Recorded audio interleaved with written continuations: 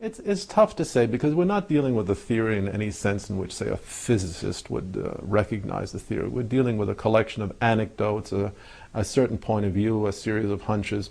I would say that the most outstanding, the salient points are, first of all, the fossil record, which is simply mystifying. We can't make much sense of the fossil record. It does not sustain any kind of Darwinian prediction that can be intelligently derived from Darwinian theory, and it doesn't seem to sustain anything else as far as I can see. It's a perfectly mystifying record. That's one obvious point. I'm not talking just about the Cambrian explosion, I'm talking about everything that doesn't make a whole lot of sense in the fossil record.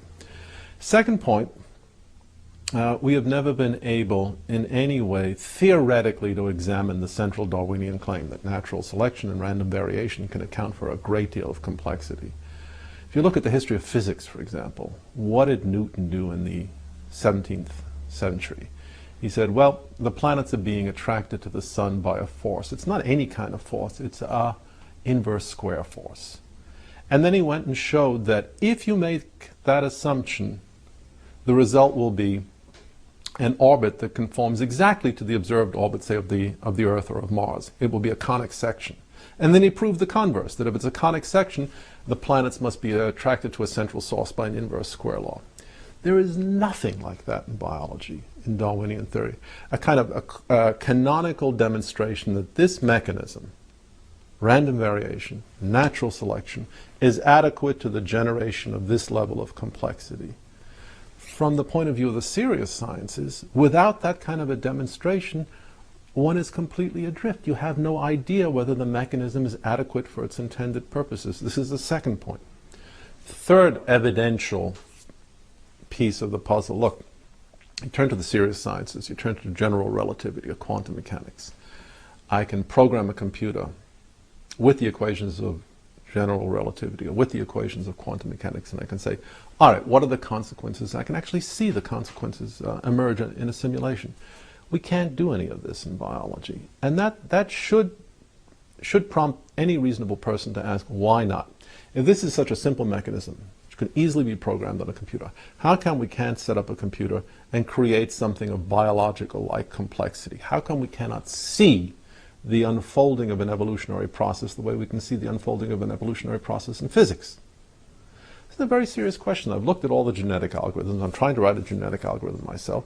And the sheer fact is, without a tremendous amount of very special manipulation and ad hoc constraints, the computer is not going to generate anything realistic if it uses Darwinian mechanisms, and it will generate something realistic only if it doesn't use Darwinian mechanisms. This is an important point.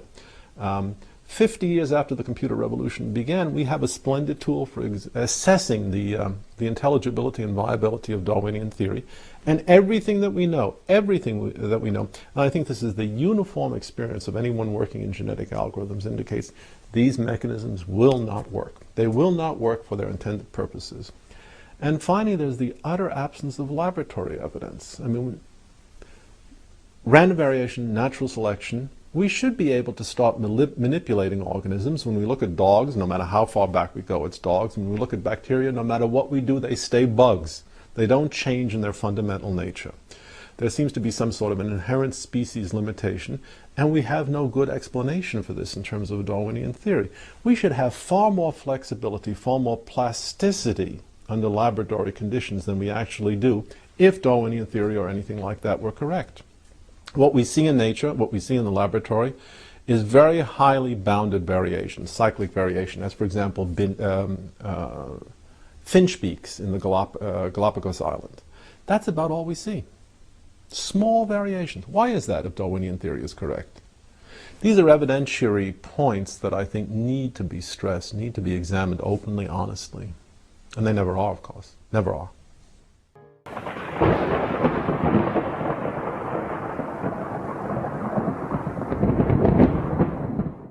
Seek ye the Lord while he may be found. Call ye upon him while he is near. Let the wicked forsake his way, and the unrighteous man his thoughts, and let him return unto the Lord, and he will have mercy upon him. And to our God, for he will abundantly pardon.